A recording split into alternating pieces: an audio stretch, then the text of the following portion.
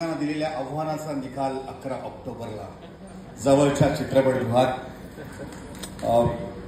सवय असते आपल्याला ट्रेलर पाहून झाला की टाळ्या वाजवणं, पण किती मंडळी हे सगळं पाहून स्तब्ध झाली होती. ते लगेच लक्षात येतं की हे इतकं भव्य आणि इतकं आकर्षक आणि इतकं मोठं आहे. आता आम्हाला 11 तारखेची फार लवकर आम्ही वाट पाहतो की ती कधी येईल म्हणून. अमृता आत्ता इथे आलेली आहे.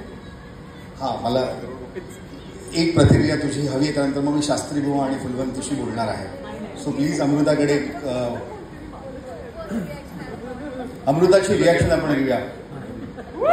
अमृता खानविलकर.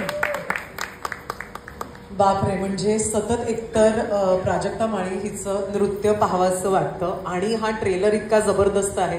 त्यात 2 लाडकी मंडळी असल्यावर जे होतं ना की एक ओव्हरवेल्मिंग होऊन जातं आणि कळत नाही की आता कोणासाठी कुठली बाजू निवडायची.